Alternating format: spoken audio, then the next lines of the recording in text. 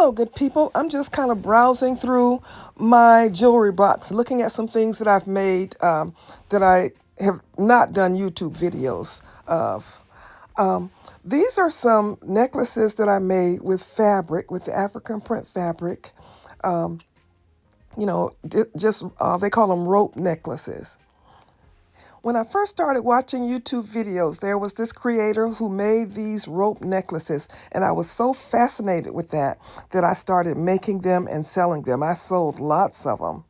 And I don't even know who that creator was, but she helped me to learn how to make these rope necklaces. And here's another one. This one just has a knot tied in it, but it's the same thing.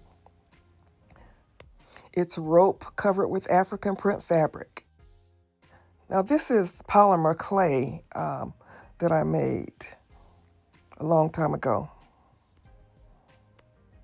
This may look familiar. It's those little glass beads that you get at Dollar Tree or at Hobby Lobby, and you put glitter nail polish on the back of it and attach a bell to it, and you have a necklace. And these are so cute. This one is polymer clay, a ball of gold tone polymer clay that I made a bell, and I strung it on this wire.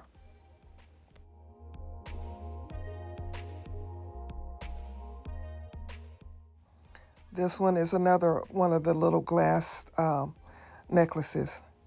Isn't it so nice and shiny? I love whatever nail polish this was that I used. And on the back of it, you just paint it black and put your handmade bell on it and hang it on something, and you got a necklace. And this is some beading that I did.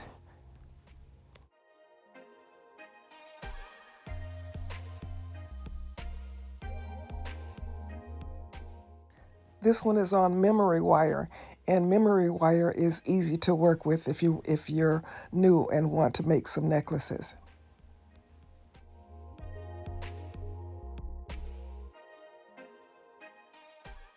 This is polymer clay, and this is a design that I silk screened on the polymer clay.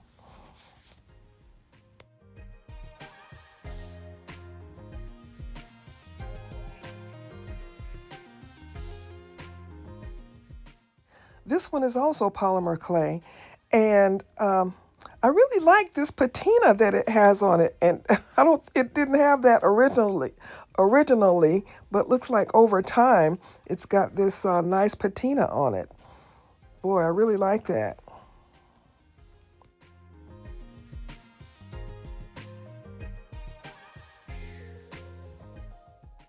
And this is a pen that I really love. I took a class from a creator. Gosh, I can't remember whose class it was, but it was this Japanese technique called mokumi gani that you can do with the polymer clay. I really love the way this turned out.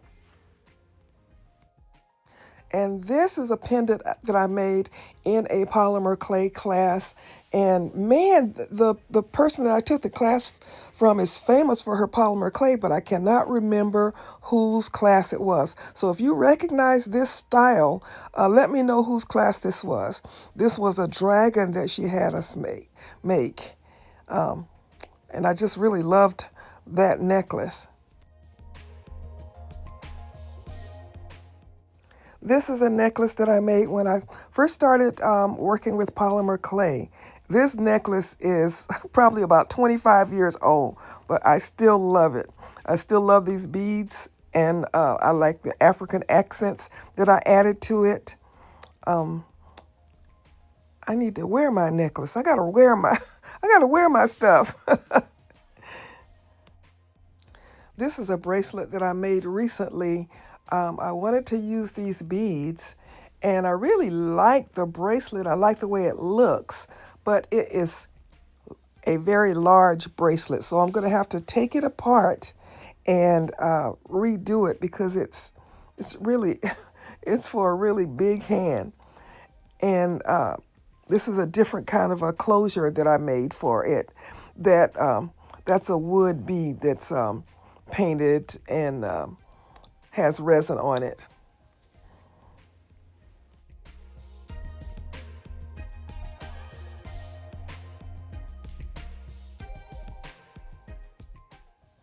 This is a long bead soup necklace that I made a while ago. I think I did make a video showing how I put this together.